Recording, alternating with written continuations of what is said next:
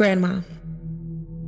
I was raised by my grandmother, who was a strong woman, raised 5 children all on her own. My grandfather was very abusive to her, and when her 2 sons reached the ages of 16 and 18, they gave him 2 choices, actually 3. 1, discontinue his abusive behavior. 2, leave forever. Or stay and continue abusing my grandmother and receive an ass beating each time he even looked like he wanted to hurt her. He decided to leave and never return. It was so much better and peaceful once he left. My grandmother was a strong provider, but she was emotionally weak. Old school ideas like a woman needs a man to survive, or can't you just find a piece of man? We moved to New York City some years later, and I suppose she was lonely. She became friends with her daughter's father-in-law. He was about her age, and they would meet about 3 times a week. He often came by our apartment instead of my grandmother visiting him at his. She told us that when she once visited him, he had, in addition to large roaches, blue-tinged rats that walked around at will as if the apartment belonged to them. Sometimes I would sit with them and watch movies. Mr. Thomas was from Barbados, a very dark-complexioned man who looked as if his name should have been Father Time. He looked like an old juju man, and frankly, he used to scare me.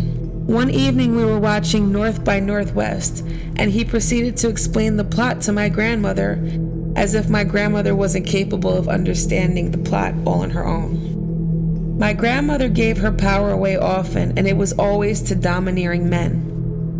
I am totally opposite of my grandmother. I have always been her rescuer too. When my grandfather used to beat her, I used to wrap myself around her legs so that he wouldn't attack her.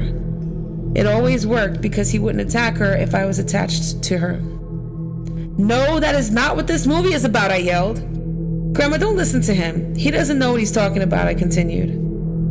My aunt came out of her room after hearing my outburst, and she took my arm and directed me to her room. "Listen," she instructed. "Ma won't listen to you. She believes anything he says. Just ignore them." I took her advice and discontinued interacting with them. I also stopped speaking with Mr. Thomas, and every chance I got, I rolled my eyes at him. I was purposefully rude to him. One evening, Mr. Thomas was over, and when I saw him, I said under my breath, "Why doesn't he go home? And don't come back." When I passed him, he was sitting at the kitchen table. I looked toward where he was sitting and caught him gazing at me.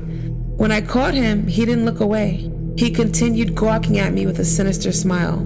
I quickly turned away and hurried on to my room.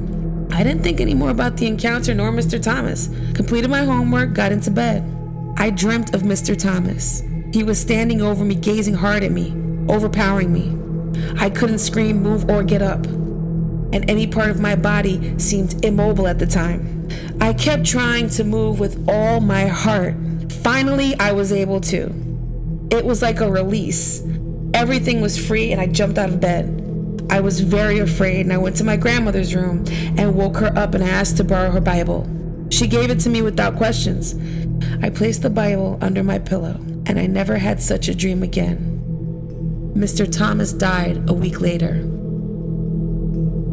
I felt sorry for my grandmother because she seemed so alone. Sometimes we have to think about what the other person needs or wants and not what makes us uncomfortable. Sometimes those are the same things. Was Mr. Thomas one of those hags that they tell us about? Because according to the old legends, they have to read every word of the Bible before they can do anything again. And I guess he simply just didn't have that time.